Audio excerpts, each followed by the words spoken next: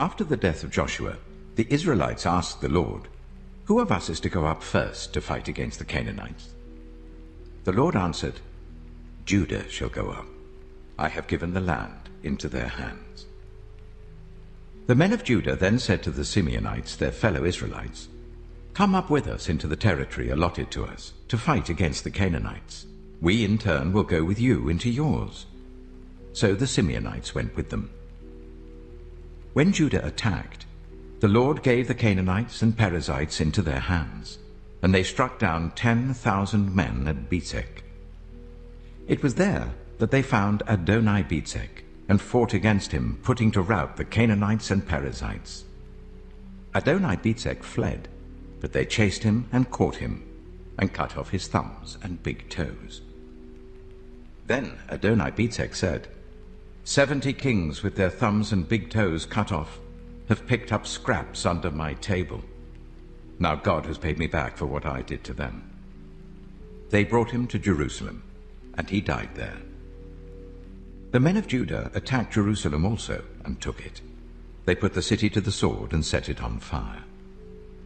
After that, Judah went down to fight against the Canaanites living in the hill country, the Negev and the western foothills.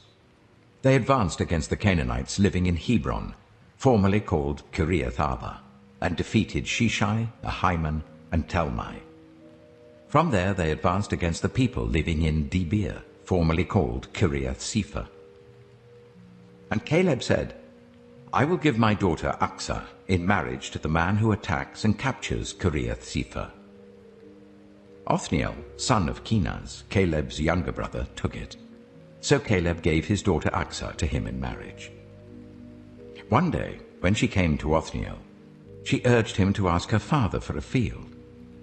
When she got off her donkey, Caleb asked her, "What can I do for you?" She replied, "Do me a special favor. Since you have given me the land in the Negev, give me also springs of water." So Caleb gave her the upper and lower springs. The descendants of Moses' father-in-law, the Kenite, went up from the city of palms with the people of Judah to live among the inhabitants of the desert of Judah in the Negev near Arad. Then the men of Judah went with the Simeonites, their fellow Israelites, and attacked the Canaanites living in Zephath, and they totally destroyed the city. Therefore it was called Hormah. Judah also took Gaza, Ashkelon, and Ekron, each city with its territory. The Lord was with the men of Judah. They took possession of the hill country, but they were unable to drive the people from the plains, because they had chariots fitted with iron. As Moses had promised, Hebron was given to Caleb, who drove from it the 3 sons of Anak. The Benjaminites, however, did not drive out the Jebusites, who were living in Jerusalem. To this day, the Jebusites live there with the Benjaminites. Now the tribes of Joseph attacked Bethel, and the Lord was with them. When they sent men to spy out Bethel, formerly called Luz, the spies saw a man come out of the city, and they said to him, "Show us how to get into the city, and we will see that you are treated well." So he showed them, and they put the city to the sword, but spared the man and his whole family. He then went to the land of the Hittites, where he built a city, and called it Luz, which is its name to this day. But Manasseh did not drive out the people of Bethshan, or Taanach, or Dor, or Iblam, or Megiddo, and their surrounding settlements, for the Canaanites were determined to live in that land. When Israel became strong, they pressed the Canaanites into forced labor, but never drove them out completely. Nor did Ephraim drive out the Canaanites living in Gezer, but the Canaanites continued to live there among them. Neither did Zebulun drive out the Canaanites living in Kitron, or Nahalol. So these Canaanites lived among them, but Zebulun did subject them to forced labor. Nor did Asher drive out those living in Akko, or Sidon, or Alab, or Aksib, or Helba, or Aphek, or Rehob. The Asherites lived among the Canaanite inhabitants of the land, because they did not drive them out. Neither did Naphtali drive out those living in Beth-Shemesh or Beth-Anath. But the Naphtalites too lived among the Canaanite inhabitants of the land, and those living in Beth-Shemesh and Beth-Anath became forced laborers for them. The Amorites confined the Danites to the hill country, not allowing them to come down into the plain. And the Amorites were determined also to hold out in Mount Heres, Ajalon, and Shaalbim. But when the power of the tribes of Joseph increased, they too were pressed into forced labor. The boundary of the Amorites was from Scorpion Pass to Selah and beyond. Judges chapter 2. The angel of the Lord went up from Gilgal to Bochim and said, I brought you up out of Egypt, and led you into the land that I swore to give to your ancestors. I said, I will never break my covenant with you, and you shall not make a covenant with these people of this land, but you shall break down their altars. Yet you have disobeyed me. Why have you done this? And I have also said, I will not drive them out before you. They will become traps for you, and their gods will become snares to you. When the angel of the Lord had spoken these things to all the Israelites, the people wept aloud, and they called that place Bochim. There they offered sacrifices to the Lord. After Joshua had dismissed the Israelites, they went to take possession of the land, each to their own inheritance. The people served the Lord throughout the lifetime of Joshua and of the elders who outlived him, and who had seen all the great things the Lord had done for Israel. Joshua, son of Nun, the servant of the Lord, died at the age of 110, and they buried him in the land of his inheritance, at Timnath-Heres, in the hill country of Ephraim, north of Mount Gaash. After that whole generation had been gathered to their ancestors, another generation grew up, who knew neither the Lord nor what he had done for Israel. Then the Israelites did evil in the eyes of the Lord, and served the Baals. They forsook the Lord, the God of their ancestors, who had brought them up out of Egypt. They followed and worshipped various gods of the peoples around them. They aroused the Lord's anger, because they forsook him and served Baal and the Ashtoreths. In his anger against Israel, the Lord gave them into the hands of raiders who plundered them. He sold them into the hands of their enemies all around, whom they were no longer able to resist. Whenever Israel went out to fight, the hand of the Lord was against them to defeat them, just as he had sworn to them. They were in great distress. Then the Lord raised up judges, who saved them out of the hands of these raiders. Yet they would not listen to their judges, but prostituted themselves to other gods and worshipped them. They quickly turned from the ways of their ancestors, who had been obedient to the Lord's commands. Whenever the Lord raised up a judge for them, he was with the judge and saved them out of the hands of their enemies, as long as the judge lived. For the Lord relented because of their groaning under those who oppressed and afflicted them. But when the judge died, the people returned to ways even more corrupt than those of their ancestors, following other gods and serving and worshipping them. They refused to give up their evil practices and stubborn ways. Therefore the Lord was very angry with Israel and said, Because this nation has violated the covenant I ordained for their ancestors and has not listened to me, I will no longer drive out before them any of the nations Joshua left when he died. I will use them to test Israel and see whether they will keep the way of the Lord and walk in it as their ancestors did. The Lord had allowed those nations to remain. He did not drive them out at once by giving them into the hands of Joshua. Judges chapter 3. These are the nations the Lord left to test all those Israelites who had not experienced any of the wars in Canaan. He did this only to teach warfare to the descendants of the Israelites who had not had previous battle experience. The 5 rulers of the Philistines, all the Canaanites, the Sidonians, and the Hivites living in the Lebanon mountains from Mount Baal Hermon to Lebo Hamath. They were left to test the Israelites, to see whether they would obey the Lord's commands which he had given their ancestors through Moses. The Israelites lived among the Canaanites, Hittites, Amorites, Perizzites, Hivites, and Jebusites. They took their daughters in marriage and gave their own daughters to their sons and served their gods.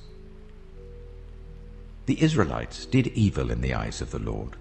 They forgot the Lord their God and served the Baals and the Asherahs. The anger of the Lord burned against Israel, so that he sold them into the hands of Cushan-Rishathaim, king of Aram-Naharaim, to whom the Israelites were subject for 8 years. But when they cried out to the Lord, he raised up for them a deliverer, Othniel, son of Kenaz, Caleb's younger brother, who saved them. The Spirit of the Lord came on him, so that he became Israel's judge and went to war. The Lord gave Cushan-Rishathaim, king of Aram, into the hands of Othniel, who overpowered him. So the land had peace for 40 years, until Othniel, son of Kenaz, died. Again the Israelites did evil in the eyes of the Lord, and because they did this evil, the Lord gave Eglon, king of Moab, power over Israel. Getting the Ammonites and the Amalekites to join him, Eglon came and attacked Israel, and they took possession of the city of palms. The Israelites were subject to Eglon, king of Moab, for 18 years. Again the Israelites cried out to the Lord, and he gave them a deliverer, Ehud, a left-handed man, the son of Gera the Benjaminite.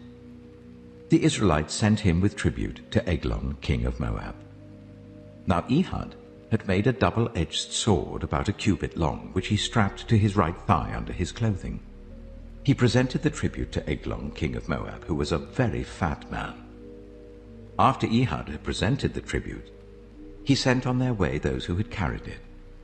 But on reaching the stone images near Gilgal, he himself went back to Eglon and said, "Your Majesty, I have a secret message for you." The king said to his attendants, "Leave us," and they all left. Ehud then approached him while he was sitting alone in the upper room of his palace and said, "I have a message from God for you." As the king rose from his seat, Ehud reached with his left hand, drew the sword from his right thigh, and plunged it into the king's belly. Even the handle sank in after the blade, and his bowels discharged. Ehud did not pull the sword out, and the fat closed in over it. Then Ehud went out to the porch. He shut the doors of the upper room behind him and locked them. After he had gone, the servants came and found the doors of the upper room locked. They said, "He must be relieving himself in the inner room of the palace." They waited to the point of embarrassment, but when he did not open the doors of the room, they took a key and unlocked them. There they saw their lord fallen to the floor, dead. While they waited, Ehud got away. He passed by the stone images and escaped to Seirah. When he arrived there, he blew a trumpet in the hill country of Ephraim, and the Israelites went down with him from the hills, with him leading them. "Follow me," he ordered, "for the Lord has given Moab your enemy into your hands." So they followed him down and took possession of the fords of the Jordan that led to Moab. They allowed no one to cross over. At that time they struck down about 10,000 Moabites, all vigorous and strong. Not one escaped.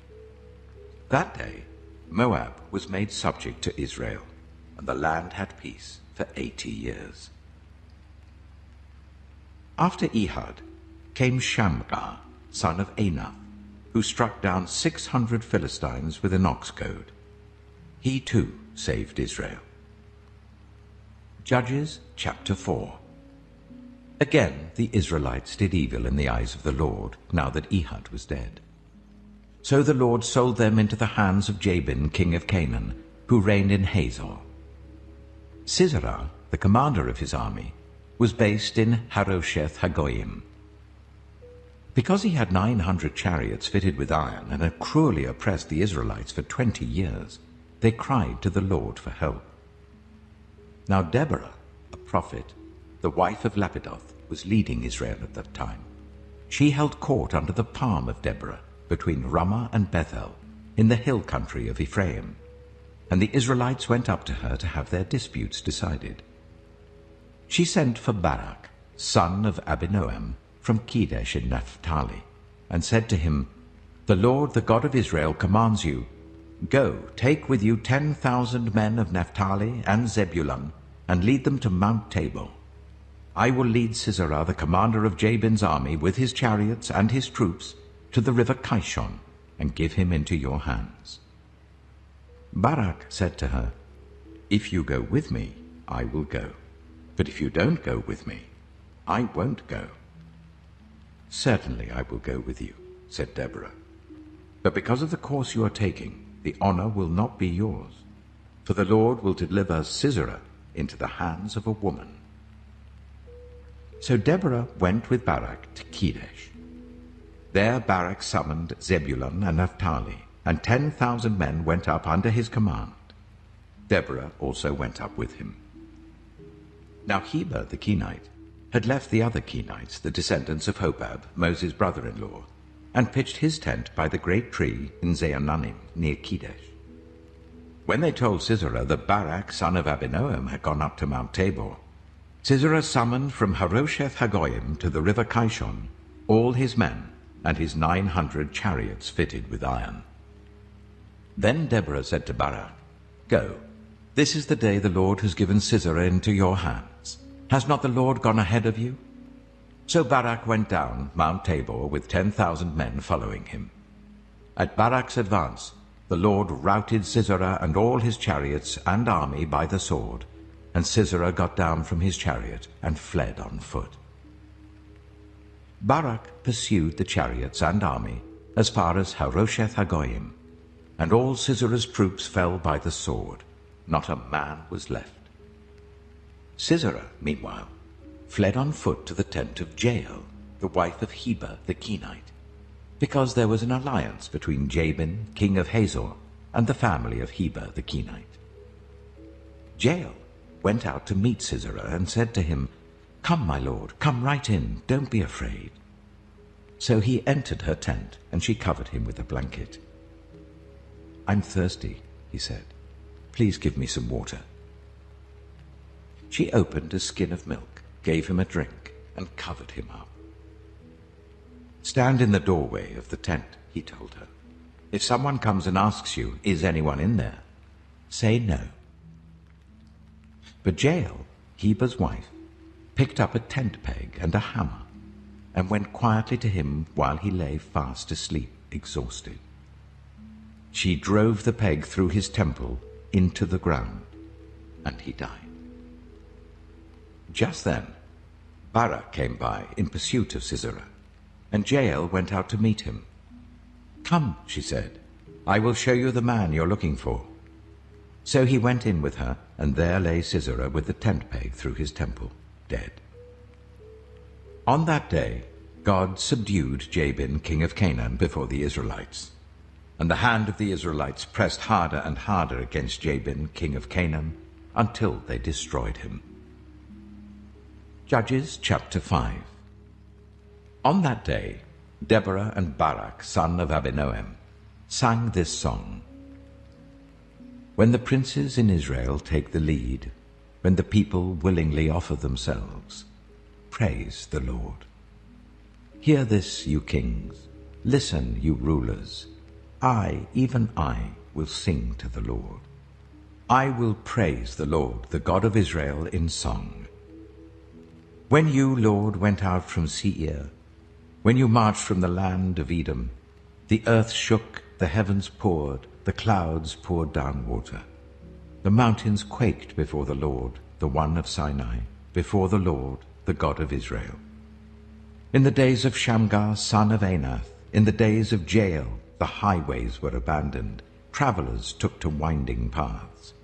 Villagers in Israel would not fight. They held back until I, Deborah, arose, until I arose, a mother in Israel. God chose new leaders when war came to the city gates, but not a shield or spear was seen among 40,000 in Israel. My heart is with Israel's princes, with the willing volunteers among the people. Praise the Lord. You who ride on white donkeys, sitting on your saddle blankets, and you who walk along the road, consider the voice of the singers at the watering places. They recite the victories of the Lord, the victories of his villages in Israel. Then the people of the Lord went down to the city gates. Wake up, Deborah. Wake up, break out in song. Arise, Barak, take captive your captives, son of Abinoam. The remnant of the nobles came down. The people of the Lord came down to me against the mighty. Some came from Ephraim, whose roots were in Amalek. Benjamin was with the people who followed you. From Machir, captains came down. From Zebulun, those who bear a commander's staff. The princes of Issachar were with Deborah. Yes, Issachar was with Barak, sent under his command into the valley. In the districts of Reuben there was much searching of heart. Why did you stay among the sheepfolds to hear the whistling for the flocks? In the districts of Reuben there was much searching of heart. Gilead stayed beyond the Jordan, and Dan, why did he linger by the ships? Asher remained on the coast and stayed in his coves. The people of Zebulun risked their very lives. So did Naphtali on the terraced fields. Kings came, they fought. The kings of Canaan fought. At Taanach, by the waters of Megiddo, they took no plunder of silver. From the heavens the stars fought. From their courses they fought against Sisera. The river Kishon swept them away, the age-old river, the river Kishon. March on, my soul, be strong. Then thundered the horses' hooves, galloping, galloping go his mighty steeds. Curse Meroz, said the angel of the Lord. Curse its people bitterly, because they did not come to help the Lord against the mighty. Most blessed of women be Jael, the wife of Heber the Kenite, most blessed of tent-dwelling women. He asked for water, and she gave him milk. In a bowl fit for nobles, she brought him curdled milk. Her hand reached for the tent peg, her right hand for the workman's hammer. She struck Sisera, she crushed his head, she shattered and pierced his temple. At her feet he sank, he fell. There he lay. At her feet he sank, he fell. Where he sank, there he fell, dead. Through the window peered Sisera's mother. Behind the lattice she cried out, Why is his chariot so long in coming? Why is the clatter of his chariots delayed? The wisest of her ladies answer her. Indeed, she keeps saying to herself, Are they not finding and dividing the spoils, a woman or two for each man? Colorful garments as plunder for Sisera, colorful garments embroidered, highly embroidered garments for my neck, all this as plunder. So may all your enemies perish, O Lord. But may all who love you be like the sun when it rises in its strength. Then the land had peace for 40 years. Judges chapter 6. The Israelites did evil in the eyes of the Lord, and for 7 years he gave them into the hands of the Midianites. Because the power of Midian was so oppressive, the Israelites prepared shelters for themselves in mountain clefts, caves, and strongholds. Whenever the Israelites planted their crops, the Midianites, Amalekites, and other eastern peoples invaded the country. They camped on the land and ruined the crops all the way to Gaza, and did not spare a living thing for Israel, neither sheep, nor cattle, nor donkeys.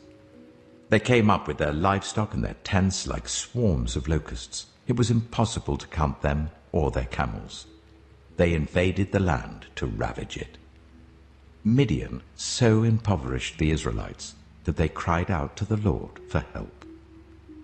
When the Israelites cried out to the Lord because of Midian, he sent them a prophet who said, This is what the Lord, the God of Israel, says.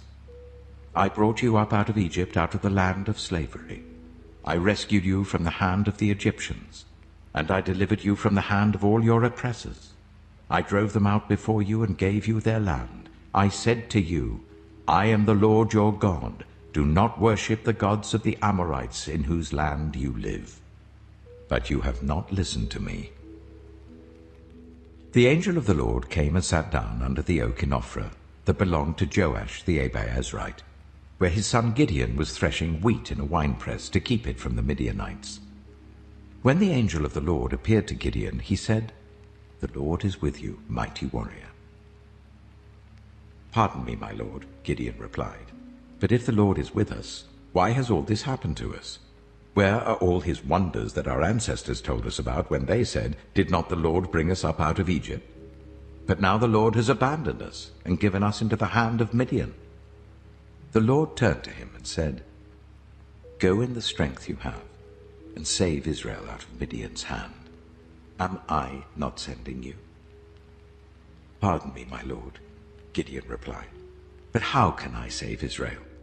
My clan is the weakest in Manasseh, and I am the least in my family.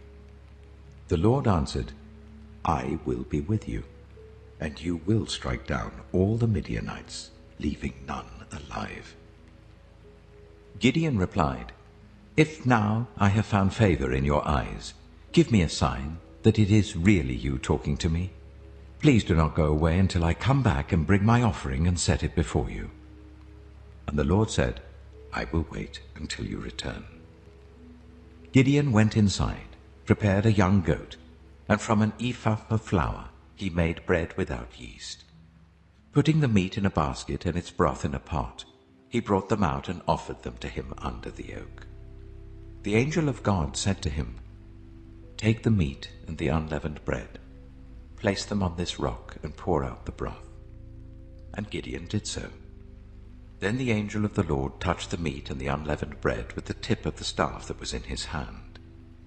Fire flared from the rock, consuming the meat and the bread. And the angel of the Lord disappeared. When Gideon realized that it was the angel of the Lord, he exclaimed, Alas, sovereign Lord, I have seen the angel of the Lord face to face. But the Lord said to him, Peace, do not be afraid. You are not going to die. So Gideon built an altar to the Lord there and called it, The Lord is Peace. To this day it stands in Ophrah of the Abiezrites. That same night the Lord said to him, Take the second bull from your father's herd, the one 7 years old. Tear down your father's altar to Baal, and cut down the Asherah pole beside it. Then build a proper kind of altar to the Lord your God on the top of this height. Using the wood of the Asherah pole that you cut down, offer the second bull as a burnt offering. So Gideon took 10 of his servants and did as the Lord told him. But because he was afraid of his family and the townspeople, he did it at night rather than in the daytime. In the morning, when the people of the town got up, there was Baal's altar demolished, with the Asherah pole beside it cut down, and the second bull sacrificed on the newly built altar. They asked each other, Who did this? When they carefully investigated, they were told, Gideon, son of Joash, did it. The people of the town demanded of Joash, Bring out your son. He must die because he has broken down Baal's altar and cut down the Asherah pole beside it. But Joash replied to the hostile crowd around him, Are you going to plead Baal's cause? Are you trying to save him? Whoever fights for him shall be put to death by morning. If Baal really is a god, he can defend himself when someone breaks down his altar. So because Gideon broke down Baal's altar, they gave him the name Jerubbaal that day, saying, Let Baal contend with him. Now all the Midianites, Amalekites, and other eastern peoples joined forces and crossed over the Jordan and camped in the valley of Jezreel. Then the Spirit of the Lord came on Gideon, and he blew a trumpet, summoning the Abiezrites to follow him. He sent messengers throughout Manasseh, calling them to arms, and also into Asher, Zebulun, and Naphtali, so that they too went up to meet them. Gideon said to God, If you will save Israel by my hand as you have promised, look, I will place a wool fleece on the threshing floor. If there is dew only on the fleece and all the ground is dry, then I will know that you will save Israel by my hand as you said." And that is what happened. Gideon rose early the next day. He squeezed the fleece and wrung out the dew, a bowlful of water. Then Gideon said to God, "Do not be angry with me. Let me make just one more request. Allow me one more test with the fleece, but this time make the fleece dry, and let the ground be covered with dew." That night God did so. Only the fleece was dry. All the ground was covered with dew. Judges chapter 7. Early in the morning, Jerubbaal, that is Gideon, and all his men camped at the spring of Harod. The camp of Midian was north of them in the valley near the hill of Moreh. The Lord said to Gideon, "You have too many men. I cannot deliver Midian into their hands, or Israel would boast against me. My own strength has saved me. Now announce to the army, anyone who trembles with fear may turn back and leave Mount Gilead." So 22,000 men left, while 10,000 remained. But the Lord said to Gideon, "There are still too many men. Take them down to the water, and I will thin them out for you there. If I say, 'This one shall go with you,' he shall go. But if I say, 'This one shall not go with you,' he shall not go." So Gideon took the men down to the water.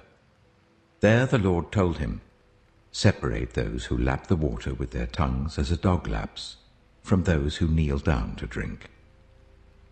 300 of them drank from cupped hands, lapping like dogs. All the rest got down on their knees to drink.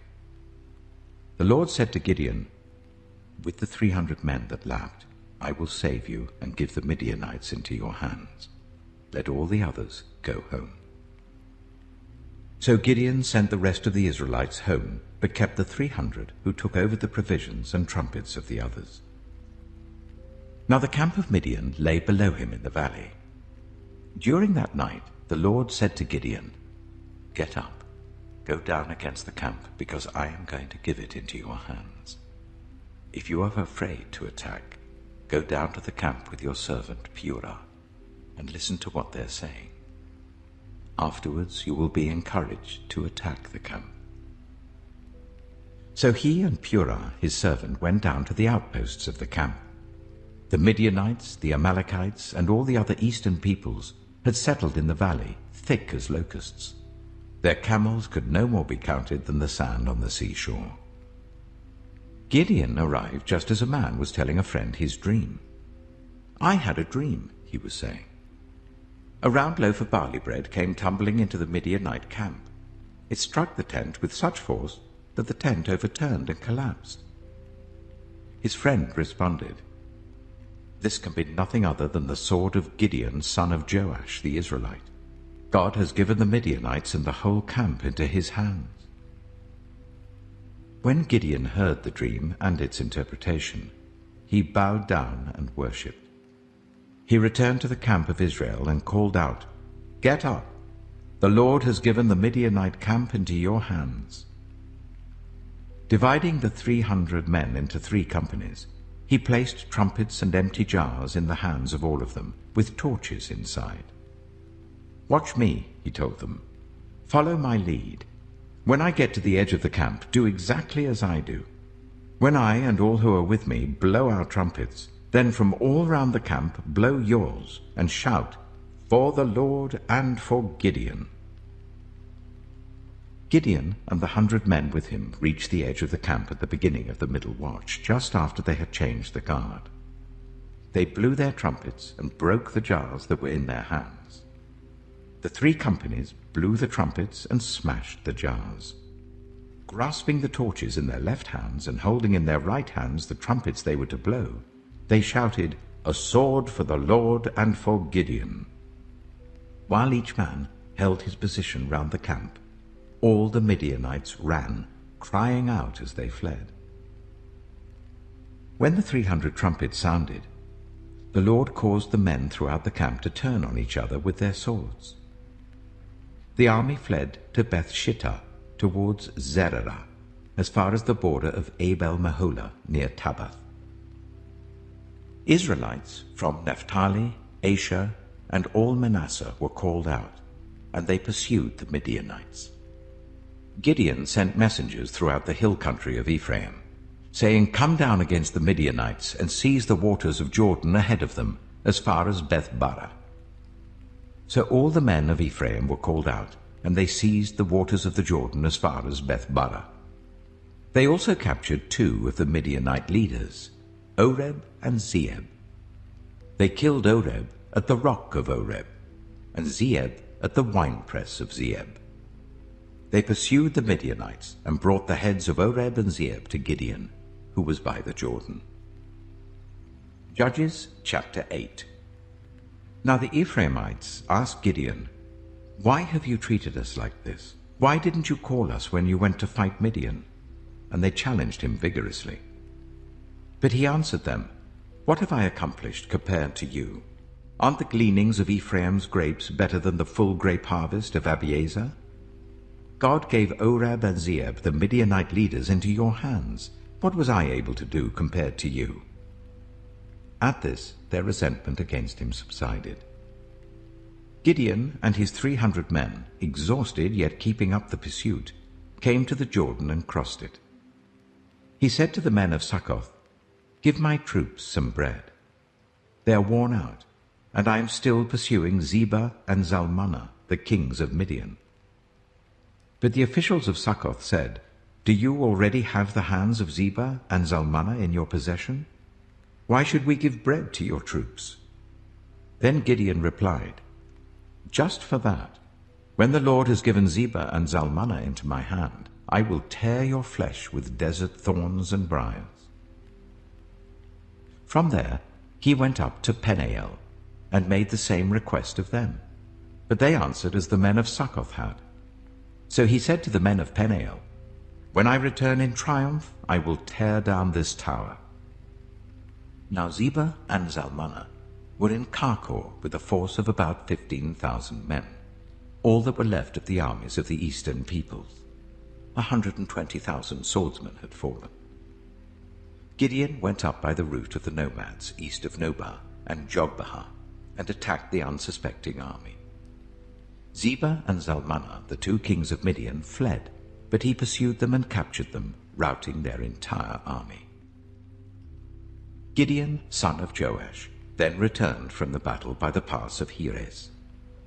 He caught a young man of Succoth and questioned him, and the young man wrote down for him the names of the 77 officials of Succoth, the elders of the town. Then Gideon came and said to the men of Succoth, "Here are Zebah and Zalmunna, about whom you taunted me by saying, 'Do you already have the hands of Zebah and Zalmunna in your possession? Why should we give bread to your exhausted men?'" He took the elders of the town and taught the men of Succoth a lesson, by punishing them with desert thorns and briars. He also pulled down the tower of Peniel and killed the men of the town. Then he asked Zebah and Zalmunna, "What kind of men did you kill at Tabor?" "Men like you," they answered, "each one with the bearing of a prince."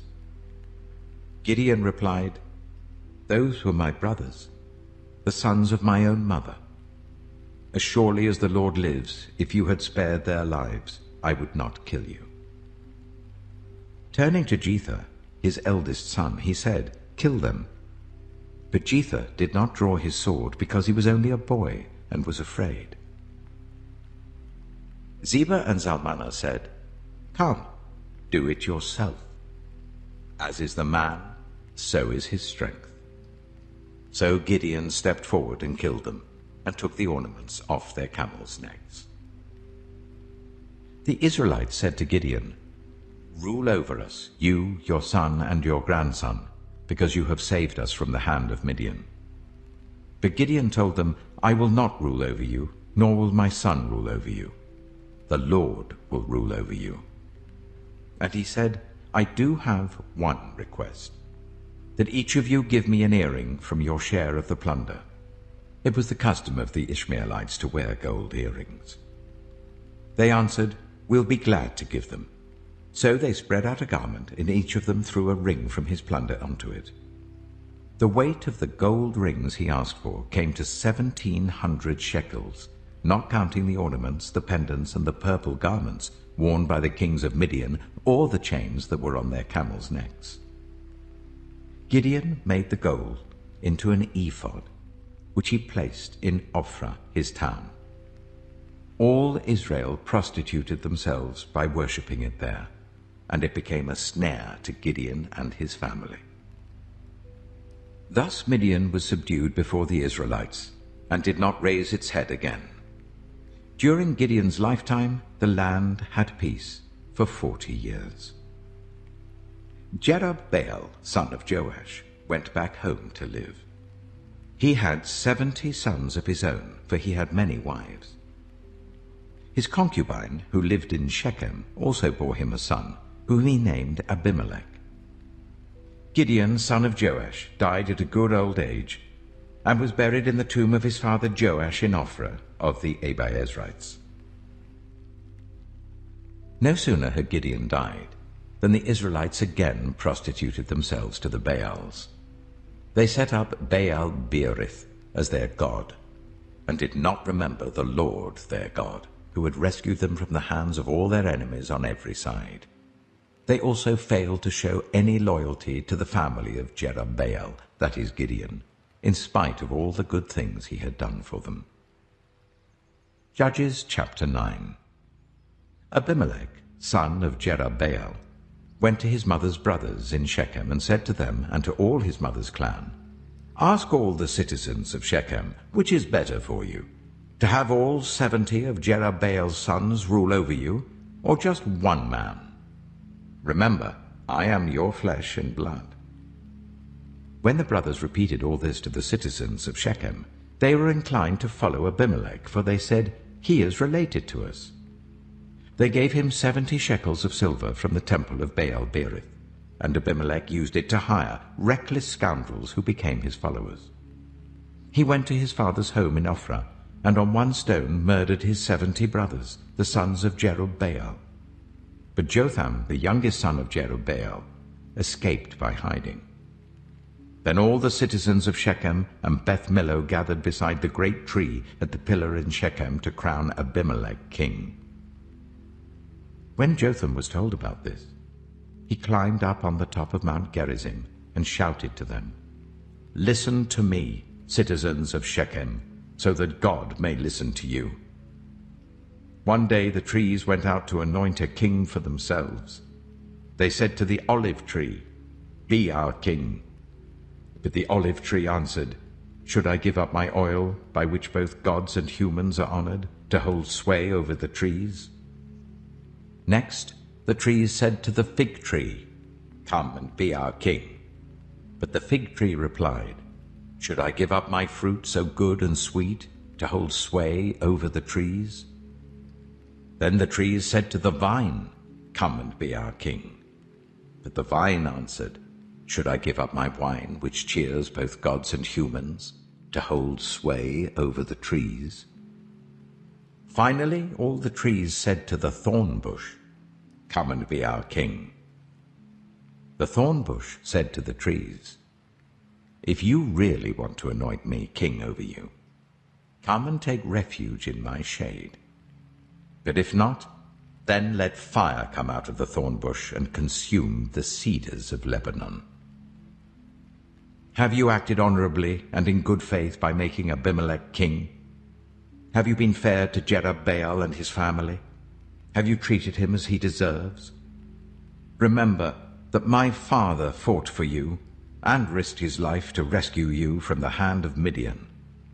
But today you have revolted against my father's family. You have murdered his 70 sons on a single stone, and have made Abimelech, the son of his female slave, king over the citizens of Shechem, because he is related to you. So have you acted honorably and in good faith towards Jerubbaal and his family today? If you have, may Abimelech be your joy, and may you be his too, But if you have not, let fire come out from Abimelech and consume you, the citizens of Shechem and Beth Millo, and let fire come out from you, the citizens of Shechem and Beth Millo, and consume Abimelech." Then Jotham fled, escaping to Beer, and he lived there because he was afraid of his brother Abimelech. After Abimelech had governed Israel for 3 years, God stirred up animosity between Abimelech and the citizens of Shechem, so that they acted treacherously against Abimelech. God did this in order that the crime against Jerubbaal's 70 sons, the shedding of their blood, might be avenged on their brother Abimelech and on the citizens of Shechem who had helped him murder his brothers. In opposition to him, these citizens of Shechem set men on the hilltops to ambush and rob everyone who passed by, and this was reported to Abimelech. Now Gaal, son of Ebed, moved with his clan into Shechem, and its citizens put their confidence in him. After they had gone out into the fields and gathered the grapes and trodden them, they held a festival in the temple of their God. While they were eating and drinking, they cursed Abimelech. Then Gaal, son of Ebed, said, "Who is Abimelech, and why should we Shechemites be subject to him? Isn't he Jerubbaal's son, and isn't Zebul his deputy? Serve the family of Hamor, Shechem's father. Why should we serve Abimelech? If only this people were under my command, then I would get rid of him. I would say to Abimelech, 'Call out your whole army.'" When Zebul, the governor of the city, heard what Gaal, son of Ebed, said, he was very angry. Under cover, he sent messengers to Abimelech, saying, "Gaal, son of Ebed, and his clan have come to Shechem, and are stirring up the city against you. Now then, during the night, you and your men should come and lie in wait in the fields. In the morning at sunrise, advance against the city. When Gaal and his men come out against you, seize the opportunity to attack them." So Abimelech and all his troops set out by night and took up concealed positions near Shechem in 4 companies. Now Gaal, son of Ebed, had gone out and was standing at the entrance of the city gate, just as Abimelech and his troops came out from their hiding place. When Gaal saw them, he said to Zebul, "Look, people are coming down from the tops of the mountains." Zebul replied, "You mistake the shadows of the mountains for men." But Gaal spoke up again, "Look, people are coming down from the central hill, and a company is coming from the direction of the diviner's tree." Then Zebul said to him, "Where is your big talk now, you who said, 'Who is Abimelech that we should be subject to him?' Aren't these the men you ridiculed? Go out and fight them." So Gaal led out the citizens of Shechem and fought Abimelech. Abimelech chased him all the way to the entrance of the gate, and many were killed as they fled. Then Abimelech stayed in Arumah, and Zebul drove Gaal and his clan out of Shechem. The next day the people of Shechem went out to the fields, and this was reported to Abimelech. So he took his men, divided them into 3 companies, and set an ambush in the fields. When he saw the people coming out of the city, he rose to attack them. Abimelech and the companies with him rushed forwards to a position at the entrance of the city gate. Then 2 companies attacked those in the fields and struck them down. All that day Abimelech pressed his attack against the city until he had captured it and killed its people. Then he destroyed the city and scattered salt over it. On hearing this, the citizens in the tower of Shechem went into the stronghold of the temple of El-Berith. When Abimelech heard that they had assembled there, he and all his men went up Mount Zalmon. He took an axe and cut off some branches, which he lifted to his shoulders. He ordered the men with him, "Quick, do what you have seen me do." So all the men cut branches and followed Abimelech. They piled them against the stronghold and set it on fire with the people still inside. So all the people in the tower of Shechem, about 1,000 men and women, also died. Next, Abimelech went to Thebez and besieged it and captured it. Inside the city, however, was a strong tower to which all the men and women, all the people of the city, had fled. They had locked themselves in and climbed up on the tower roof. Abimelech went to the tower and attacked it. But as he approached the entrance to the tower to set it on fire, a woman dropped an upper millstone on his head and cracked his skull. Hurriedly he called to his armor-bearer, "Draw your sword and kill me, so that they can't say, 'A woman killed him.'" So his servant ran him through, and he died. When the Israelites saw that Abimelech was dead, they went home. Thus God repaid the wickedness that Abimelech had done to his father by murdering his 70 brothers. God also made the people of Shechem pay for all their wickedness. The curse of Jotham, son of Jerubbaal, came on them. Judges chapter 10. After the time of Abimelech, a man of Issachar named Tola, son of Pua, the son of Dodo, rose to save Israel. He lived in Shamir, in the hill country of Ephraim. He led Israel for 23 years. Then he died and was buried in Shamir. He was followed by Jair of Gilead, who led Israel for 22 years. He had 30 sons who rode 30 donkeys. They controlled 30 towns in Gilead, which to this day are called Havoth Jair. When Jair died, he was buried in Canaan. Again the Israelites did evil in the eyes of the Lord. They served the Baals and the Ashtoreths, and the gods of Aram, the gods of Sidon, the gods of Moab, the gods of the Ammonites, and the gods of the Philistines. And because the Israelites forsook the Lord and no longer served him, he became angry with them. He sold them into the hands of the Philistines and the Ammonites, who that year shattered and crushed them. For 18 years they oppressed all the Israelites on the east side of the Jordan in Gilead, the land of the Amorites. The Ammonites also crossed the Jordan to fight against Judah, Benjamin, and Ephraim. Israel was in great distress. Then the Israelites cried out to the Lord, "We have sinned against you, forsaking our God and serving the Baals." The Lord replied, "When the Egyptians, the Amorites, the Ammonites, the Philistines, the Sidonians, the Amalekites, and the Maonites oppressed you, and you cried to me for help, did I not save you from their hands? But you have forsaken me and served other gods, so I will no longer save you. Go and cry out to the gods you have chosen. Let them save you when you are in trouble." But the Israelites said to the Lord, "We have sinned. Do with us whatever you think best, but please rescue us now." Then they got rid of the foreign gods among them and served the Lord, and he could bear Israel's misery no longer. When the Ammonites were called to arms and camped in Gilead, the Israelites assembled and camped at Mizpah. The leaders of the people of Gilead said to each other, "Whoever will take the lead in attacking the Ammonites will be head over all who live in Gilead." Judges chapter 11. Jephthah, the Gileadite, was a mighty warrior. His father was Gilead. His mother was a prostitute. Gilead's wife also bore him sons, and when they were grown up, they drove Jephthah away. "You are not going to get any inheritance in our family," they said, "because you are the son of another woman."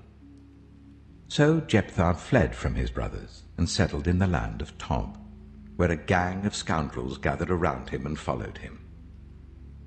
Some time later, when the Ammonites were fighting against Israel, the elders of Gilead went to get Jephthah from the land of Tob. "Come," they said, "be our commander, so we can fight the Ammonites." Jephthah said to them, "Didn't you hate me and drive me from my father's house? Why do you come to me now when you are in trouble?" The elders of Gilead said to him, "Nevertheless, we are turning to you now. Come with us to fight the Ammonites, and you will be head over all of us who live in Gilead." Jephthah answered, "Suppose you take me back to fight the Ammonites, and the Lord gives them to me. Will I really be your head?" The elders of Gilead replied, "The Lord is our witness. We will certainly do as you say." So Jephthah went with the elders of Gilead, and the people made him head and commander over them. And he repeated all his words before the Lord in Mizpah. Then Jephthah sent messengers to the Ammonite king with the question, "What do you have against me that you have attacked my country?" The king of the Ammonites answered Jephthah's messengers, "When Israel came up out of Egypt, they took away my land from the Arnon to the Jabbok, all the way to the Jordan. Now give it back peaceably." Jephthah sent messengers back to the Ammonite king, saying, "This is what Jephthah says. Israel did not take the land of Moab, or the land of the Ammonites. But when they came up out of Egypt, Israel went through the wilderness to the Red Sea and on to Kadesh. Then Israel sent messengers to the king of Edom, saying, 'Give us permission to go through your country.' But the king of Edom would not listen. They sent also to the king of Moab, and he refused. So Israel stayed at Kadesh. Next they traveled through the wilderness, skirted the lands of Edom and Moab, passed along the eastern side of the country of Moab, and camped on the other side of the Arnon. They did not enter the territory of Moab, for the Arnon was its border. Then Israel sent messengers to Sihon, king of the Amorites, who ruled in Heshbon, and said to him, 'Let us pass through your country to our own place.' Sihon, however, did not trust Israel to pass through his territory. He mustered all his troops and encamped at Jahaz, and fought with Israel. Then the Lord, the God of Israel, gave Sihon and his whole army into Israel's hand, and they defeated them. Israel took over all the land of the Amorites who lived in that country, capturing all of it from the Arnon to the Jabbok, and from the desert to the Jordan. Now since the Lord, the God of Israel, has driven the Amorites out before his people, Israel, what right have you to take it over? Will you not take what your god, Chemosh, gives you? Likewise, whatever the Lord our God has given us, we will possess. Are you any better than Balak, son of Zippor, king of Moab? Did he ever quarrel with Israel or fight with them? For 300 years Israel occupied Heshbon, Aroer, the surrounding settlements, and all the towns along the Arnon. Why didn't you retake them during that time? I've not wronged you, but you are doing me wrong by waging war against me. Let the Lord, the judge, decide the dispute this day between the Israelites and the Ammonites." The king of Ammon, however, paid no attention to the message Jephthah sent him. Then the Spirit of the Lord came on Jephthah. He crossed Gilead and Manasseh, passed through Mizpah of Gilead, and from there he advanced against the Ammonites. And Jephthah made a vow to the Lord, "If you give the Ammonites into my hands, whatever comes out of the door of my house to meet me when I return in triumph from the Ammonites will be the Lord's, and I will sacrifice it as a burnt offering." Then Jephthah went over to fight the Ammonites, and the Lord gave them into his hands. He devastated 20 towns from Aroer to the vicinity of Minnith, as far as Abel Keramim. Thus Israel subdued Ammon.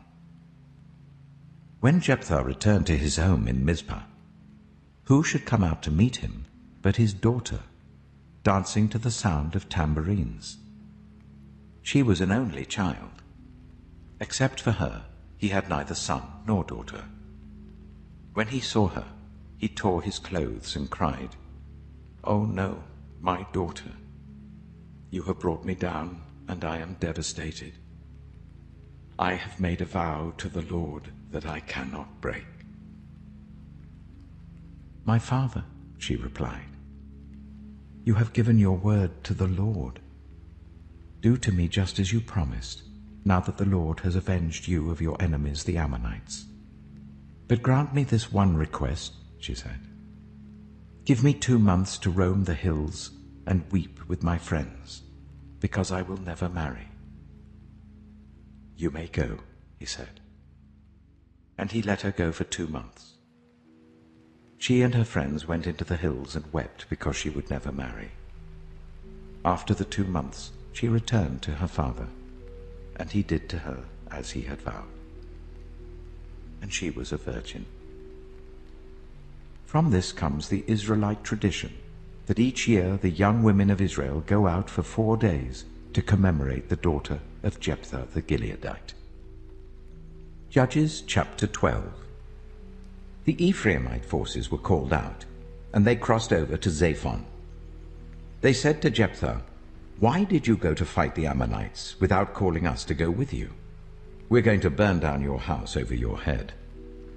Jephthah answered, "I and my people were engaged in a great struggle with the Ammonites, and although I called, you didn't save me out of their hands. When I saw that you wouldn't help, I took my life in my hands and crossed over to fight the Ammonites, and the Lord gave me victory over them. Now why have you come up today to fight me?" Jephthah then called together the men of Gilead and fought against Ephraim. The Gileadites struck them down because the Ephraimites had said, "You Gileadites are renegades from Ephraim and Manasseh." The Gileadites captured the fords of the Jordan leading to Ephraim. And whenever a survivor of Ephraim said, "Let me cross over," the men of Gilead asked him, "Are you an Ephraimite?" If he replied no, they said, "All right, say Shibboleth." If he said Sibboleth, because he could not pronounce the word correctly, they seized him and killed him at the fords of the Jordan. 42,000 Ephraimites were killed at that time. Jephthah led Israel for 6 years. Then Jephthah the Gileadite died and was buried in a town in Gilead. After him, Ibzan of Bethlehem led Israel. He had 30 sons and 30 daughters. He gave his daughters away in marriage to those outside his clan, and for his sons he brought in 30 young women as wives from outside his clan. Ibzan led Israel for 7 years. Then Ibzan died and was buried in Bethlehem. After him, Elon the Zebulunite led Israel for 10 years. Then Elon died and was buried in Ajalon in the land of Zebulun. After him, Abdon, son of Hillel, from Pirathon, led Israel. He had 40 sons and 30 grandsons who rode on 70 donkeys. He led Israel for 8 years. Then Abdon, son of Hillel, died and was buried at Pirathon in Ephraim, in the hill country of the Amalekites. Judges chapter 13. Again the Israelites did evil in the eyes of the Lord. So the Lord delivered them into the hands of the Philistines for 40 years. A certain man of Zorah, named Manoah, from the clan of the Danites, had a wife who was childless, unable to give birth. The angel of the Lord appeared to her and said, "You are barren and childless, but you are going to become pregnant and give birth to a son. Now see to it that you drink no wine or other fermented drink, and that you do not eat anything unclean. You will become pregnant and have a son whose head is never to be touched by a razor, because the boy is to become a Nazirite, dedicated to God from the womb. He will take the lead in delivering Israel from the hands of the Philistines." Then the woman went to her husband and told him, "A man of God came to me. He looked like an angel of God, very awesome. I didn't ask him where he came from, and he didn't tell me his name. But he said to me, 'You will become pregnant and have a son. Now then, drink no wine or other fermented drink, and do not eat anything unclean, because the boy will be a Nazirite of God from the womb until the day of his death.' Then Manoah prayed to the Lord, 'Pardon your servant, Lord. I beg you to let the man of God you sent to us come again to teach us how to bring up the boy who's to be born.' God heard Manoah, and the angel of God came again to the woman while she was out in the field. But her husband Manoah was not with her. The woman hurried to tell her husband, 'He's here, the man who appeared to me the other day.' Manoah got up and followed his wife. When he came to the man, he said, "Are you the man who talked to my wife?" "I am," he said. So Manoah asked him, "When your words are fulfilled, what is to be the rule that governs the boy's life and work?" The angel of the Lord answered, "Your wife must do all that I have told her. She must not eat anything that comes from the grapevine, nor drink any wine or other fermented drink, nor eat anything unclean. She must do everything I have commanded her." Manoah said to the angel of the Lord, "We would like you to stay until we prepare a young goat for you." The angel of the Lord replied, "Even though you detain me, I will not eat any of your food. But if you prepare a burnt offering, offer it to the Lord." Manoah did not realize that it was the angel of the Lord. Then Manoah inquired of the angel of the Lord, "What is your name, so that we may honor you when your word comes true?" He replied, "Why do you ask my name? It is beyond understanding." Then Manoah took a young goat, together with the grain offering, and sacrificed it on a rock to the Lord. And the Lord did an amazing thing while Manoah and his wife watched. As the flame blazed up from the altar towards heaven, the angel of the Lord ascended in the flame. Seeing this, Manoah and his wife fell with their faces to the ground. When the angel of the Lord did not show himself again to Manoah and his wife, Manoah realized that it was the angel of the Lord. "We are doomed to die," he said to his wife. "We have seen God." But his wife answered, "If the Lord had meant to kill us, he would not have accepted a burnt offering and grain offering from our hands, nor shown us all these things, or now told us this." The woman gave birth to a boy and named him Samson. He grew, and the Lord blessed him. And the Spirit of the Lord began to stir him while he was in Mahaneh-dan, between Zorah and Eshtaol. Judges chapter 14. Samson went down to Timnah and saw there a young Philistine woman.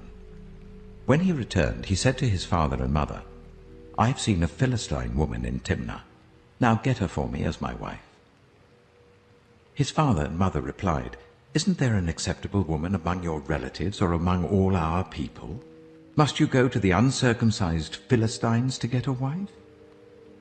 But Samson said to his father, "Get her for me. She's the right one for me." His parents did not know that this was from the Lord, who was seeking an occasion to confront the Philistines, for at that time they were ruling over Israel. Samson went down to Timnah together with his father and mother. As they approached the vineyards of Timnah, suddenly a young lion came roaring towards him. The Spirit of the Lord came powerfully upon him, so that he tore the lion apart with his bare hands, as he might have torn a young goat. But he told neither his father nor his mother what he had done. Then he went down and talked with the woman, and he liked her.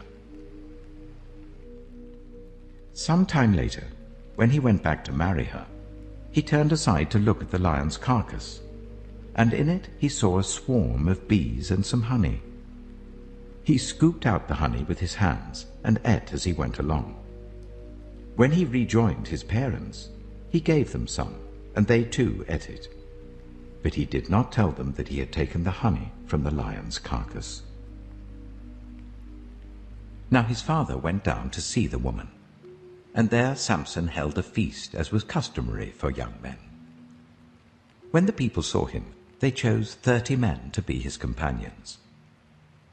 "Let me tell you a riddle," Samson said to them. "If you can give me the answer within the 7 days of the feast, I will give you 30 linen garments and 30 sets of clothes.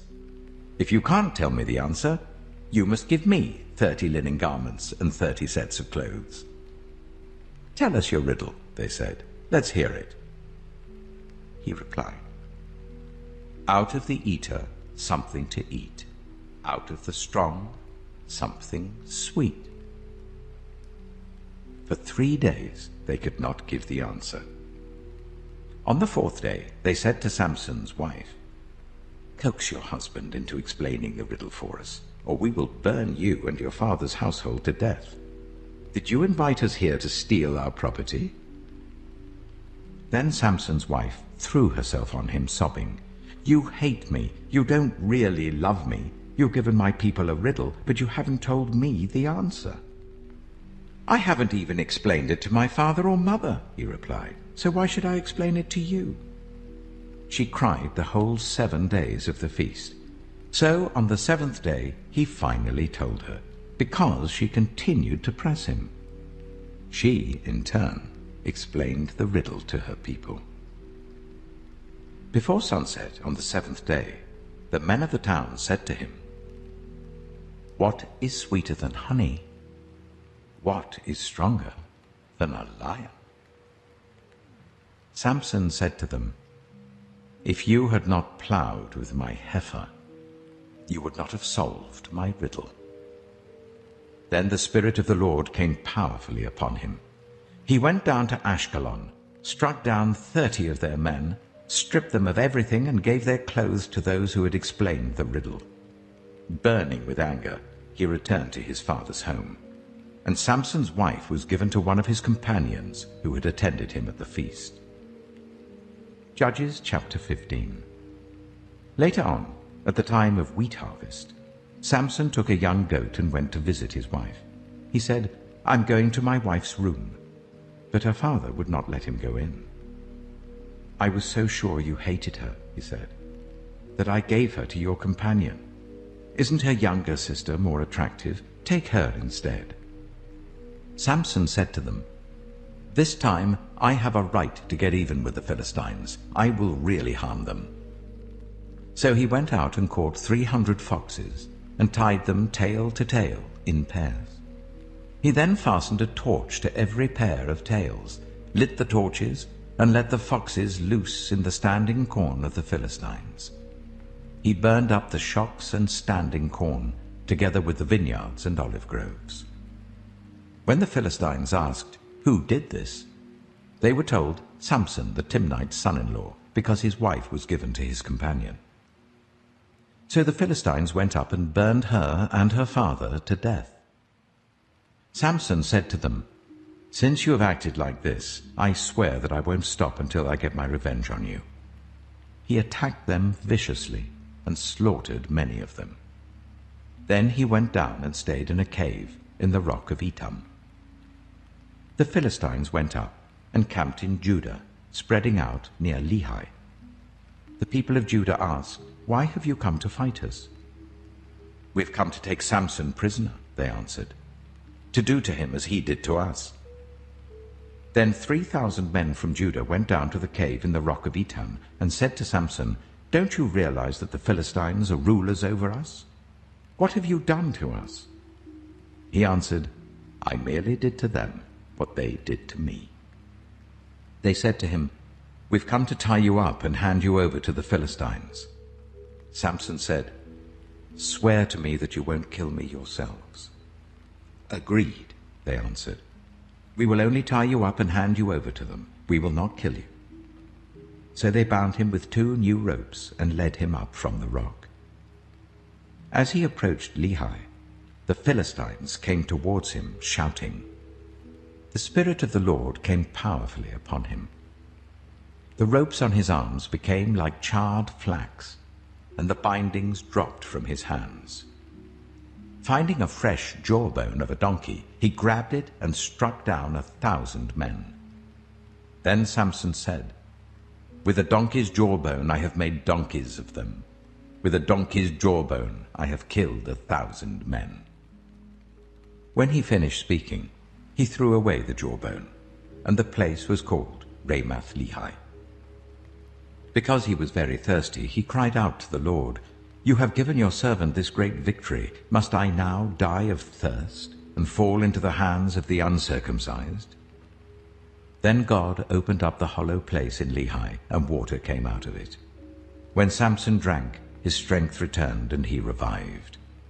So the spring was called En-Hakkore, and it is still there in Lehi. Samson led Israel for 20 years in the days of the Philistines. Judges chapter 16. One day, Samson went to Gaza, where he saw a prostitute. He went in to spend the night with her. The people of Gaza were told, "Samson is here." So they surrounded the place and lay in wait for him all night at the city gate. They made no move during the night, saying, "At dawn we will kill him." But Samson lay there only until the middle of the night. Then he got up and took hold of the doors of the city gate, together with the 2 posts, and tore them loose, bar and all. He lifted them to his shoulders and carried them to the top of the hill that faces Hebron. Some time later, he fell in love with a woman in the valley of Sorek, whose name was Delilah. The rulers of the Philistines went to her and said, "See if you can lure him into showing you the secret of his great strength, and how we can overpower him, so that we may tie him up and subdue him. Each one of us will give you 1,100 shekels of silver." So Delilah said to Samson, "Tell me the secret of your great strength, and how you can be tied up and subdued." Samson answered her, "If anyone ties me with 7 fresh bowstrings that have not been dried, I'll become as weak as any other man." Then the rulers of the Philistines brought her 7 fresh bowstrings that had not been dried, and she tied him with them. With men hidden in the room, she called to him, "Samson, the Philistines are upon you." But he snapped the bowstrings as easily as a piece of string snaps when it comes close to a flame. So the secret of his strength was not discovered. Then Delilah said to Samson, "You've made a fool of me. You lied to me. Come now, tell me how you can be tied." He said, "If anyone ties me securely with new ropes that have never been used, I'll become as weak as any other man." So Delilah took new ropes and tied him with them. Then, with men hidden in the room, she called to him, "Samson, the Philistines are upon you." But he snapped the ropes off his arms as if they were threads. Delilah then said to Samson, "All this time you've been making a fool of me and lying to me. Tell me how you can be tied." He replied, "If you weave the 7 braids of my head into the fabric on the loom and tighten it with a pin, I'll become as weak as any other man." So while he was sleeping, Delilah took the 7 braids of his head, wove them into the fabric, and tightened it with a pin. Again she called to him, "Samson, the Philistines are upon you." He woke from his sleep and pulled up the pin and the loom with the fabric. Then she said to him, "How can you say, 'I love you,' when you won't confide in me? This is the 3rd time you've made a fool of me and haven't told me the secret of your great strength." With such nagging, she prodded him day after day until he was sick to death of it. So he told her everything. "No razor has ever been used on my head," he said, "because I've been a Nazirite dedicated to God from my mother's womb.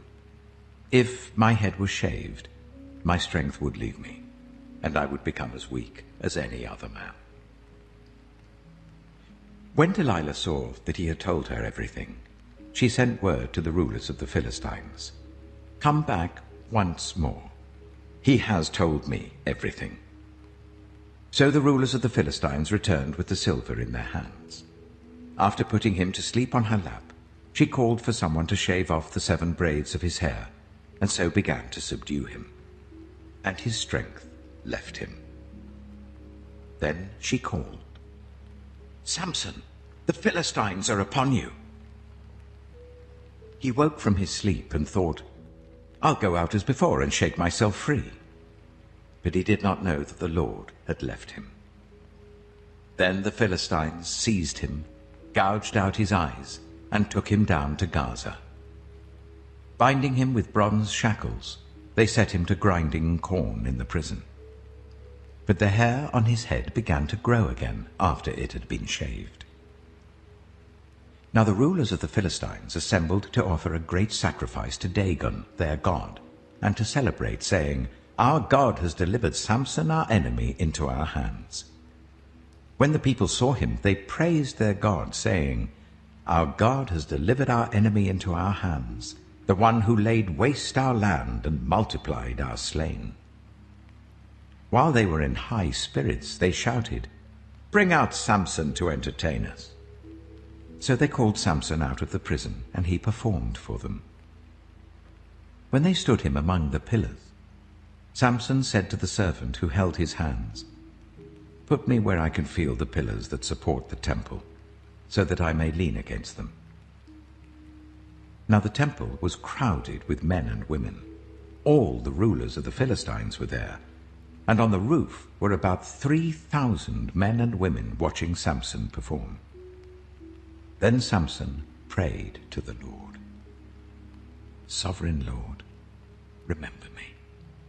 Please, God, strengthen me just once more, and let me with one blow get revenge on the Philistines for my 2 eyes." Then Samson reached towards the 2 central pillars on which the temple stood. Bracing himself against them, his right hand on the one and his left hand on the other, Samson said, "Let me die with the Philistines." Then he pushed with all his might, and down came the temple on the rulers and all the people in it. Thus he killed many more when he died than when he lived. Then his brothers and his father's whole family went down to get him. They brought him back and buried him between Zorah and Eshtaol, in the tomb of Manoah his father. He had led Israel for 20 years. Judges chapter 17.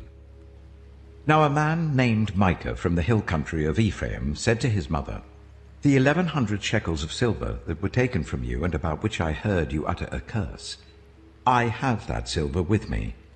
I took it." Then his mother said, "The Lord bless you, my son." When he returned the 1,100 shekels of silver to his mother, she said, "I solemnly consecrate my silver to the Lord for my son to make an image overlaid with silver. I will give it back to you." So after he returned the silver to his mother, she took 200 shekels of silver and gave them to a silversmith who used them to make the idol, and it was put in Micah's house. Now this man Micah had a shrine, and he made an ephod and some household gods, and installed one of his sons as his priest. In those days Israel had no king. Everyone did as they saw fit. A young Levite from Bethlehem in Judah, who had been living within the clan of Judah, left that town in search of some other place to stay. On his way, he came to Micah's house in the hill country of Ephraim. Micah asked him, "Where are you from?" "I'm a Levite from Bethlehem in Judah," he said, "and I'm looking for a place to stay." Then Micah said to him, "Live with me, and be my father and priest, and I'll give you 10 shekels of silver a year, your clothes and your food." So the Levite agreed to live with him, and the young man became like one of his sons to him. Then Micah installed the Levite, and the young man became his priest and lived in his house. And Micah said, "Now I know that the Lord will be good to me, since this Levite has become my priest." Judges chapter 18. In those days Israel had no king. And in those days the tribe of the Danites was seeking a place of their own where they might settle, because they had not yet come into an inheritance among the tribes of Israel. So the Danites sent 5 of their leading men from Zorah and Eshtaol to spy out the land and explore it. These men represented all the Danites. They told them, "Go, explore the land." So they entered the hill country of Ephraim and came to the house of Micah, where they spent the night. When they were near Micah's house, they recognized the voice of the young Levite. So they turned in there and asked him, "Who brought you here? What are you doing in this place? Why are you here?" He told them what Micah had done for him, and said, "He has hired me, and I am his priest." Then they said to him, Please inquire of God to learn whether our journey will be successful." The priest answered them, "Go in peace. Your journey has the Lord's approval." So the 5 men left and came to Laish, where they saw that the people were living in safety, like the Sidonians, at peace and secure. And since their land lacked nothing, they were prosperous. Also, they lived a long way from the Sidonians and had no relationship with anyone else.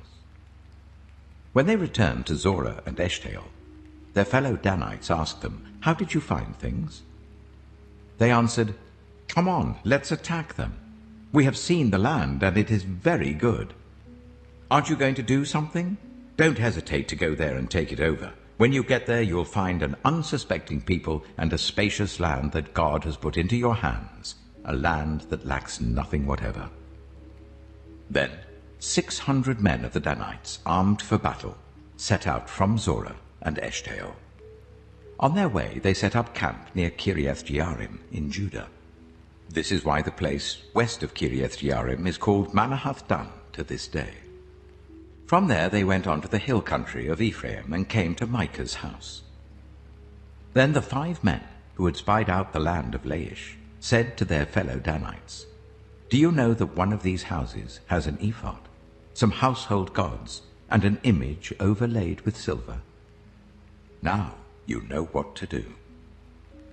So they turned in there and went to the house of the young Levite at Micah's place and greeted him. The 600 Danites, armed for battle, stood at the entrance of the gate. The 5 men who had spied out the land went inside and took the idol, the ephod, and the household gods, while the priest and 600 armed men stood at the entrance of the gate. When the 5 men went into Micah's house and took the idol, the ephod, and the household gods, the priest said to them, "What are you doing?"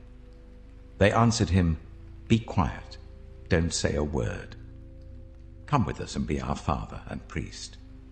Isn't it better that you serve a tribe and clan in Israel as priest, rather than just one man's household?" The priest was very pleased. He took the ephod, the household gods, and the idol, and went along with the people. Putting their little children, their livestock, and their possessions in front of them, they turned away and left.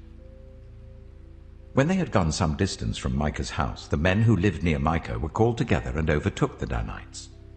As they shouted after them, the Danites turned and said to Micah, "What's the matter with you that you called out your men to fight?"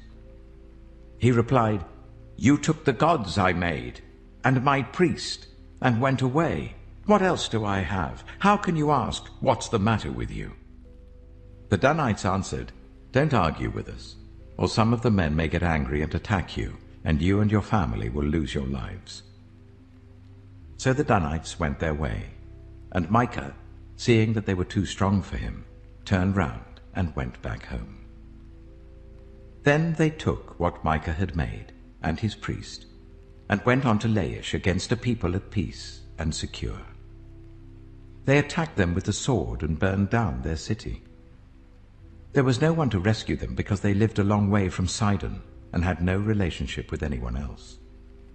The city was in a valley near Beth Rehob. The Danites rebuilt the city and settled there. They named it Dan, after their ancestor Dan, who was born to Israel, though the city used to be called Laish. There the Danites set up for themselves the idol, and Jonathan, son of Gershom, the son of Moses, and his sons were priests for the tribe of Dan until the time of the captivity of the land. They continued to use the idol Micah had made, all the time the house of God was in Shiloh. Judges chapter 19. In those days Israel had no king. Now a Levite who lived in a remote area in the hill country of Ephraim took a concubine from Bethlehem in Judah, but she was unfaithful to him. She left him and went back to her parents' home in Bethlehem, Judah. After she had been there for 4 months, her husband went to persuade her to return. He had with him his servant and 2 donkeys. She took him into her parents' home, and when her father saw him, he gladly welcomed him. His father-in-law, the woman's father, prevailed on him to stay. So he remained with him 3 days, eating and drinking and sleeping there. On the 4th day they got up early, and he prepared to leave. But the woman's father said to his son-in-law, "Refresh yourself with something to eat, then you can go." So the two of them sat down to eat and drink together. Afterwards the woman's father said, "Please stay tonight and enjoy yourself." And when the man got up to go, his father-in-law persuaded him, so he stayed there that night. On the morning of the 5th day, when he rose to go, the woman's father said, "Refresh yourself, wait till afternoon." So the two of them ate together.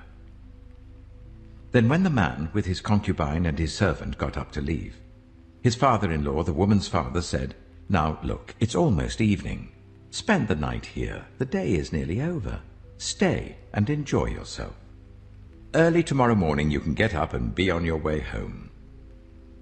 But, unwilling to stay another night, the man left and went towards Jebus, that is, Jerusalem, with his 2 saddled donkeys and his concubine. When they were near Jebus and the day was almost gone, the servant said to his master, "Come, let's stop at this city of the Jebusites and spend the night." His master replied, "No, we won't go into any city whose people are not Israelites. We will go on to Gibeah." He added, "Come, let's try to reach Gibeah or Ramah and spend the night in one of those places." So they went on, and the sun set as they neared Gibeah in Benjamin. There they stopped to spend the night. They went and sat in the city square, but no one took them in for the night. That evening, an old man from the hill country of Ephraim, who was living in Gibeah, the inhabitants of the place were Benjaminites, came in from his work in the fields. When he looked and saw the traveler in the city square, the old man asked, "Where are you going? Where did you come from?" He answered, "We are on our way from Bethlehem in Judah to a remote area in the hill country of Ephraim, where I live. I've been to Bethlehem in Judah, and now I am going to the house of the Lord. No one has taken me in for the night. We have both straw and fodder for our donkeys, and bread and wine for ourselves, your servants, me, the woman, and the young man with us. We don't need anything." "You are welcome at my house," the old man said. "Let me supply whatever you need. Only don't spend the night in the square." So he took him into his house and fed his donkeys. After they had washed their feet, they had something to eat and drink. While they were enjoying themselves, some of the wicked men of the city surrounded the house. Pounding on the door, they shouted to the old man who owned the house, "Bring out the man who came to your house so we can have sex with him." The owner of the house went outside and said to them, "No, my friends, don't be so vile. Since this man is my guest, don't do this outrageous thing. Look, here is my virgin daughter and his concubine. I will bring them out to you now, and you can use them and do to them whatever you wish. But as for this man, don't do such an outrageous thing." But the men would not listen to him. So the man took his concubine and sent her outside to them. And they raped her and abused her throughout the night. And at dawn they let her go. At daybreak, the woman went back to the house where her master was staying, fell down at the door, and lay there until daylight. When her master got up in the morning and opened the door of the house and stepped out to continue on his way, there lay his concubine, fallen in the doorway of the house, with her hands on the threshold. He said to her, "Get up, let's go." But there was no answer. Then the man put her on his donkey and set out for home. When he reached home, he took a knife and cut up his concubine, limb by limb, into 12 parts, and sent them into all the areas of Israel. Everyone who saw it was saying to one another, "Such a thing has never been seen or done, not since the day the Israelites came up out of Egypt." Just imagine. We must do something. So speak up. Judges chapter 20. Then all Israel, from Dan to Beersheba, and from the land of Gilead, came together as one and assembled before the Lord in Mizpah.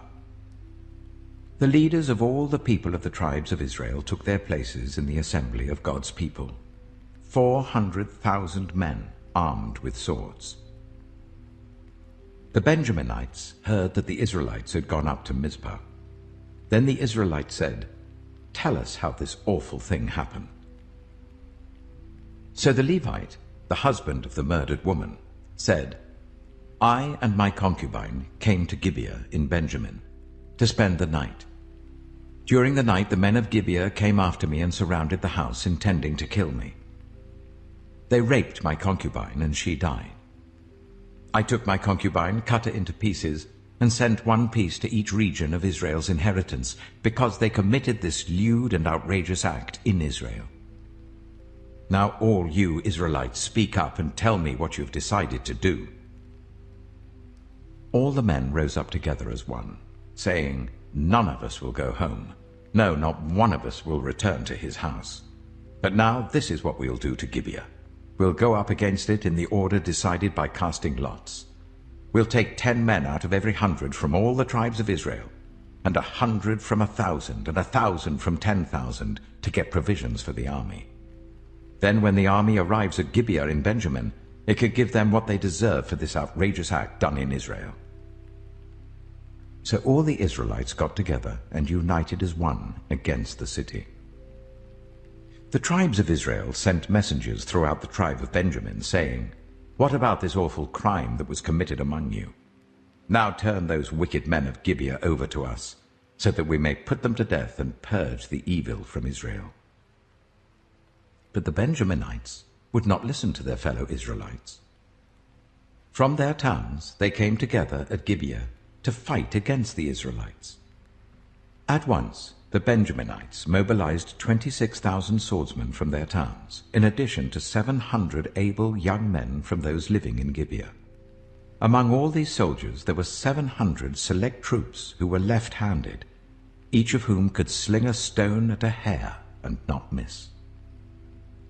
Israel, apart from Benjamin, mustered 400,000 swordsmen, all of them fit for battle. The Israelites went up to Bethel and inquired of God. They said, "Who of us is to go up first to fight against the Benjaminites?" The Lord replied, "Judah shall go first."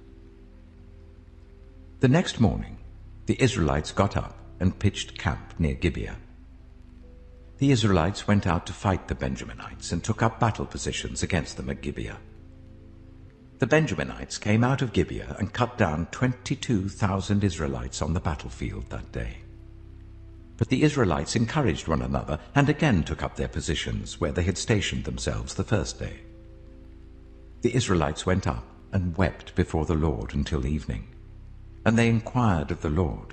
They said, "Shall we go up again to fight against the Benjaminites, our fellow Israelites?" The Lord answered, "Go up against them." Then the Israelites drew near to Benjamin the second day. This time, when the Benjaminites came out from Gibeah to oppose them, they cut down another 18,000 Israelites, all of them armed with swords. Then all the Israelites, the whole army, went up to Bethel, and there they sat, weeping before the Lord. They fasted that day until evening, and presented burnt offerings and fellowship offerings to the Lord. And the Israelites inquired of the Lord. In those days the Ark of the Covenant of God was there, with Phinehas, son of Eleazar, the son of Aaron, ministering before it. They asked, "Shall we go up again to fight against the Benjaminites, our fellow Israelites, or not?"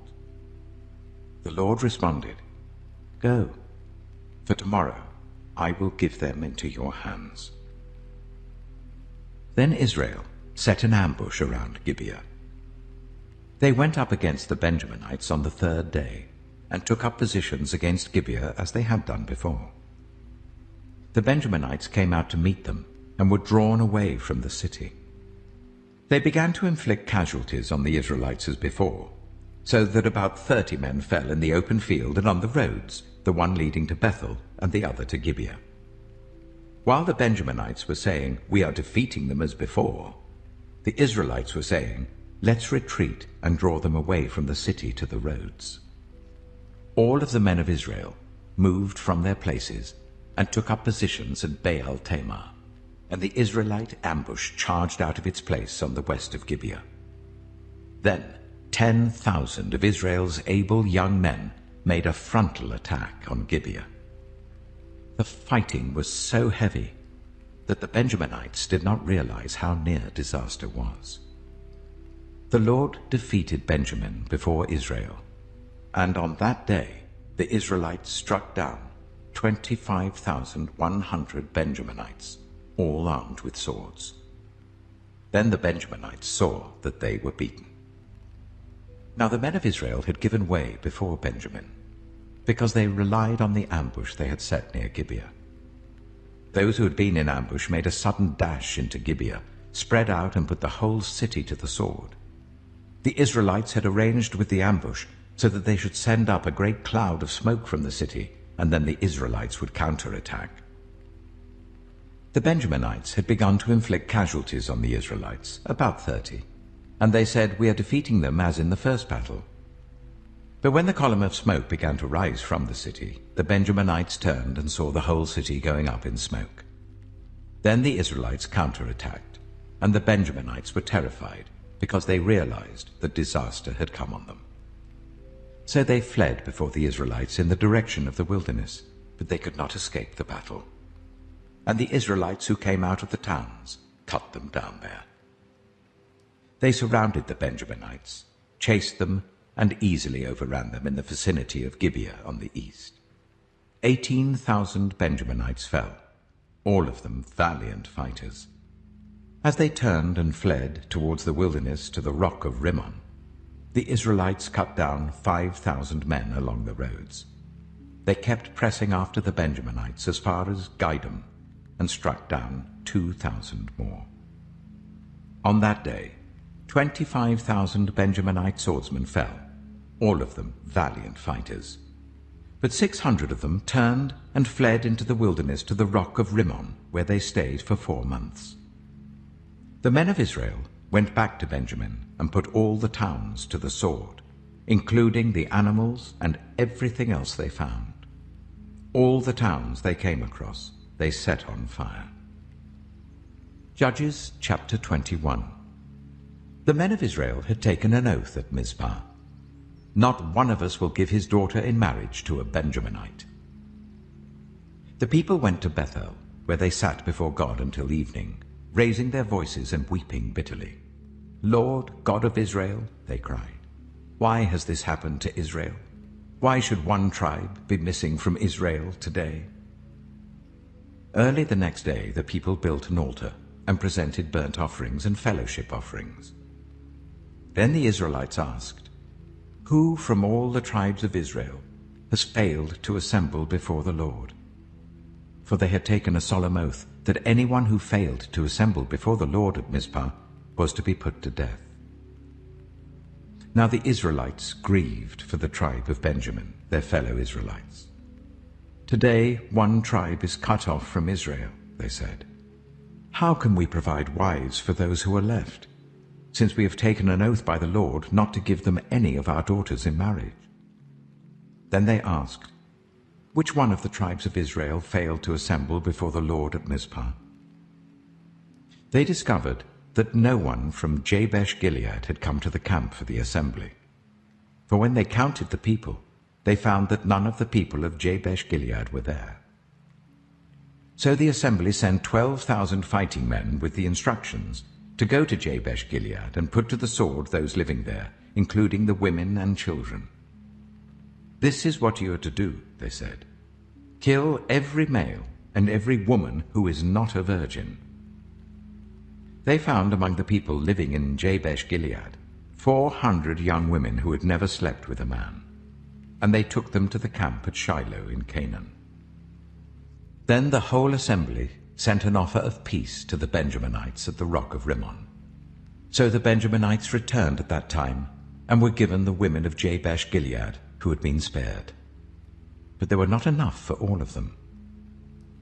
The people grieved for Benjamin because the Lord had made a gap in the tribes of Israel. And the elders of the assembly said, "With the women of Benjamin destroyed, how shall we provide wives for the men who are left? The Benjaminite survivors must have heirs," they said, "so that a tribe of Israel will not be wiped out. We can't give them our daughters as wives, since we Israelites have taken this oath, 'Cursed be anyone who gives a wife to a Benjaminite.' But look, there is the annual festival of the Lord in Shiloh, which lies north of Bethel, east of the road that goes from Bethel to Shechem, and south of Lebonah." So they instructed the Benjaminites, saying, "Go and hide in the vineyards and watch. When the young women of Shiloh come out to join in the dancing, rush from the vineyards, and each of you seize one of them to be your wife. Then return to the land of Benjamin. When their fathers or brothers complain to us, we will say to them, 'Do us the favor of helping them, because we did not get wives for them during the war.' You will not be guilty of breaking your oath, because you did not give your daughters to them." So that is what the Benjaminites did. While the young women were dancing, each man caught one and carried her off to be his wife. Then they returned to their inheritance and rebuilt the towns and settled in them. At that time, the Israelites left that place and went home to their tribes and clans, each to his own inheritance. In those days, Israel had no king. Everyone did as they saw fit.